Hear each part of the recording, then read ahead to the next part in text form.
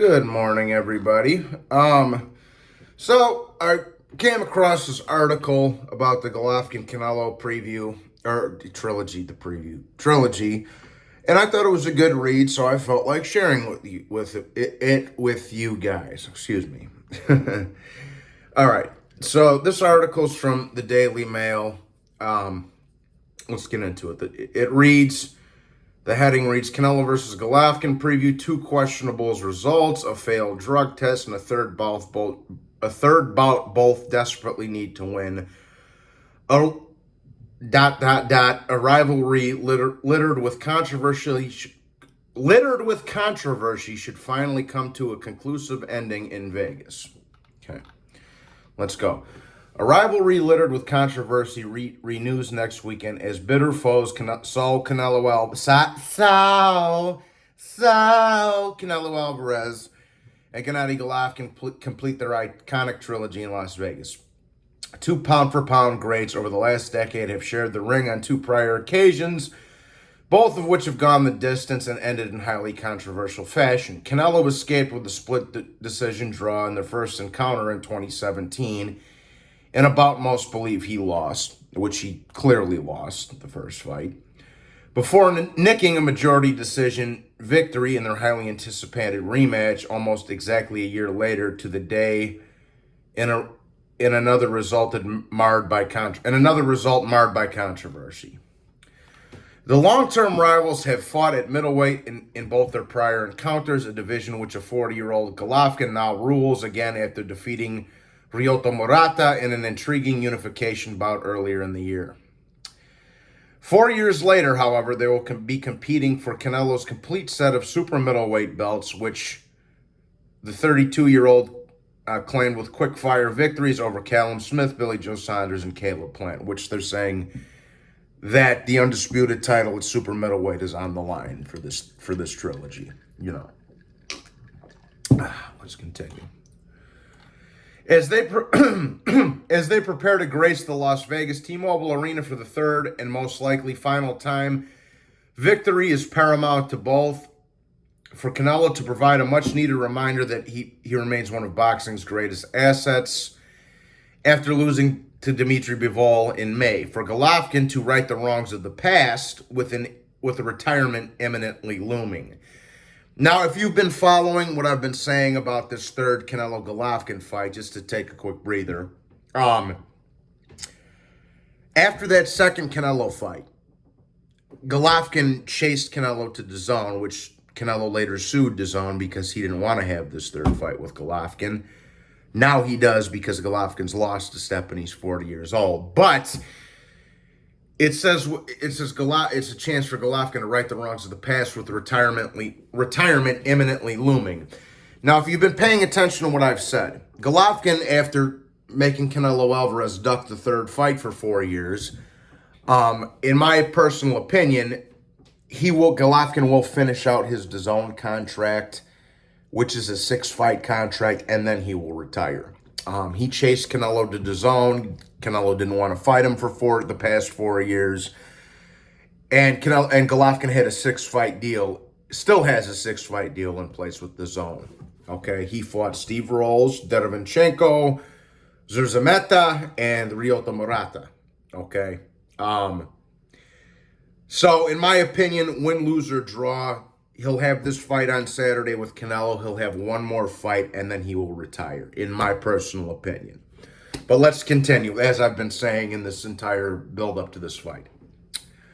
Let's continue. Perhaps equally, if not more pertinent for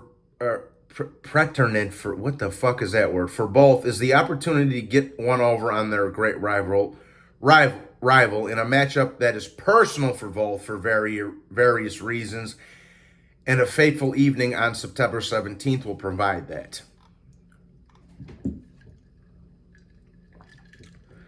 Unlike next weekend's still intriguing showdown, Canelo and Golovkin stood arguably as the two best fighters in the world when they went toe-to-toe on September 16th, 2007. I wouldn't agree with that. You still had Chocolatito, who was undefeated. No, let me rephrase that.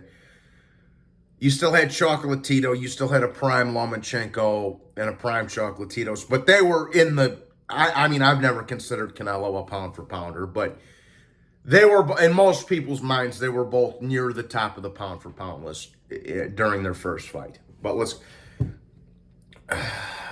on that night, on the night of September 16th, 2017, it left a bitter taste in the mouths of boxing fans around the globe.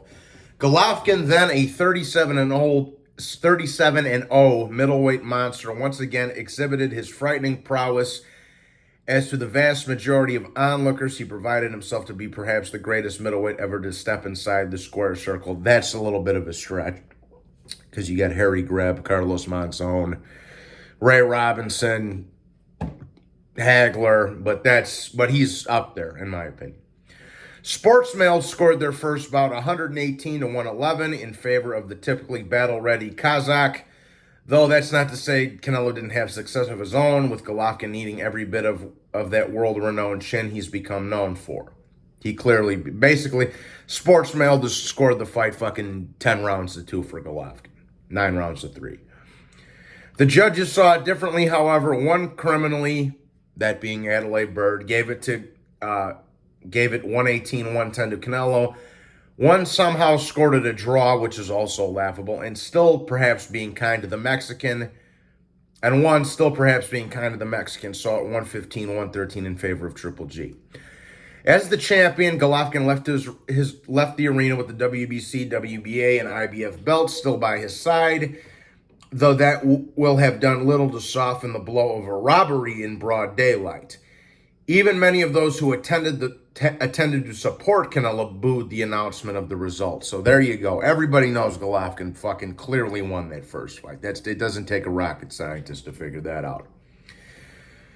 The fans rightly demanded a rematch, and nearly exactly a year later they would get one. But even before the pair had an opportunity to share the ring once more, a shadow was cast over the event. That's because the rematch, which was first scheduled for May the following year, was initially scrapped after Canelo failed 2 drug tests in February with banned substance clenbuterol, an asthma prescription only drug found in his system. So in between fight 1 and fight 2, Canelo got caught on steroids and pissed dirty twice.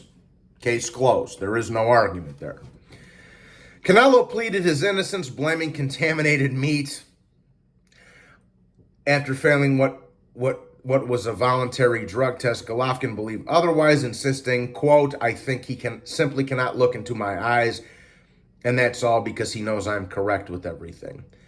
The Mexican, at this point, 49-1-2, which he lost the Golovkin fight and the Lara fight, so he should have had 3 losses on his record, was handed a backdated 6 months ban, meaning he was a free agent to fight from August 17th. And on September 15th, the middleweights were once again going hunt of their legacy-defining moment.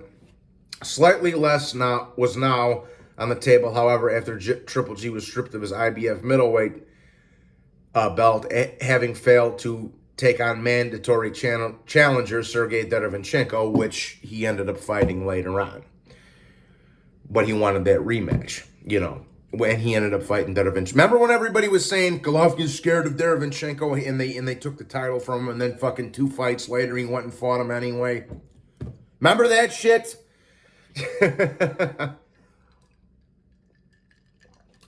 This time around, the fight was much closer, but again, Sportsmail gave Golovkin the nod, scoring it 116-113. So they scored an even round in there, I would assume, because that's 8-4, but they probably scored an even round. And again, Golovkin was left bemused and brokenhearted as the judges saw it differently. Like their first encounter, one judge saw it even at 114-114, but the other 2 scored it in favor of the Mexican, both seeing it 115-113 to Canelo, which is laughable. You can't find, even in the rematch, even in the second fight, you cannot find 7 rounds that Canelo won. You can't. He basically lost every round in the second half of that fight. Okay, maybe you could give him 1. I think it was the 8th, but Canelo did not win 7 rounds in that second fight. At best, you could have had it a draw. So Golovkin won twice, long story short.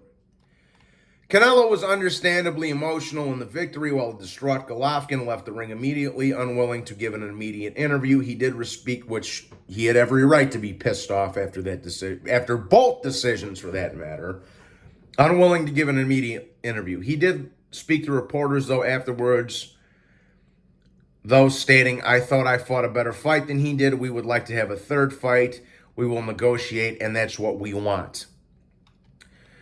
It may have taken 4 years, but that's where we find ourselves at now.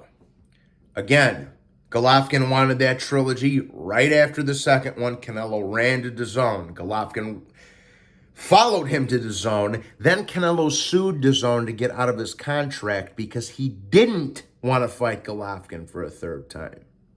And this is after getting 2 gift decisions and testing positive for steroids. There is no argument here as well, just like I was talking about with Fury and Usyk yesterday. Let's continue. So finally, round 25 is set to begin. 24 rounds have come and gone, and few would be surprised if we get another 12 hard-fought 3-minute stanzas on Saturday night.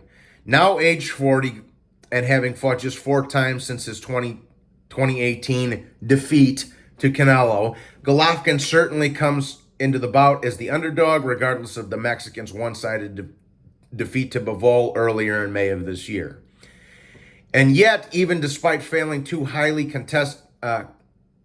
something decisions, the all-time great remains confident that he can pull off a trilogy win. I always say that, and Mike Tyson will tell you the same thing. Confidence is key to a lot of things in life. Whether you like a girl and you want to go after her, whether you got to go fight somebody, confidence is key, man. Persistence. And that's a good sign from Triple G. On one hand, I've put the first 2 fights with Canelo behind me. Golovkin said they're history to me, and I did not lose those fights. Well said.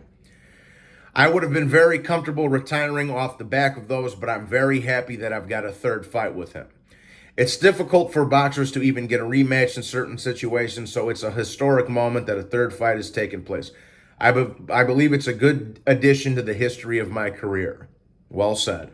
I'd like to assure you that I felt confident before the first fight, the second fight, and I still feel confident before the third fight. I don't feel any discomfort, any doubts, and I'm fully prepared for this one too. That's wonderful to hear, Triple G. I hope so.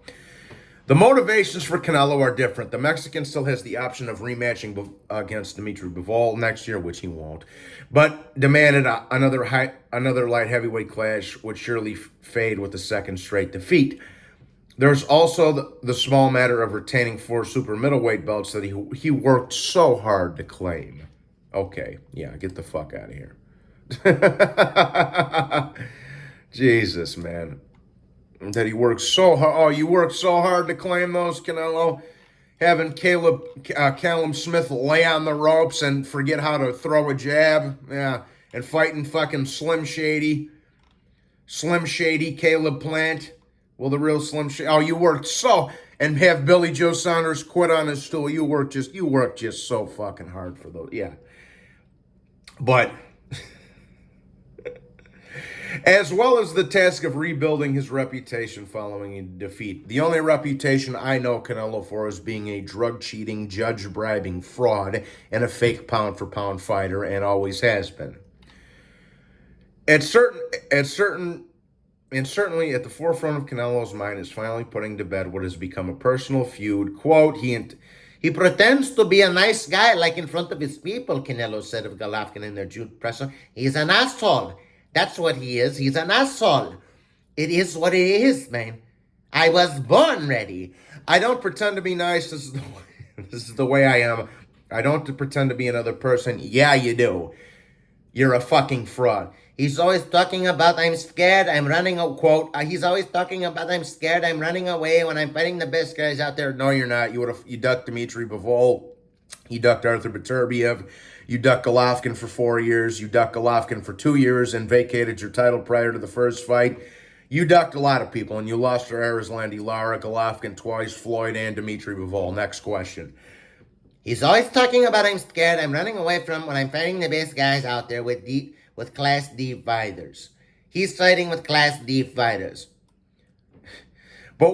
And to wrap up the article, but while it's possible we won't get a spectacle quite as enthralling as the first two, I strongly disagree with that.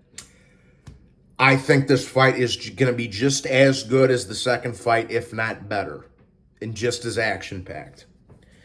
But while it's possible we don't get a spectacle quite as enthralling as the first two, the one thing we are all hoping for is this time around there is a conclusive ending without controversy to what has been one of the great rivalries of this generation. That I agree with. It's probably the best rivalry since Pacquiao-Marquez, Pacquiao-Morales, Vasquez-Marquez, Chocolatito Estrada's up there, Fury-Wilder, it's in that realm.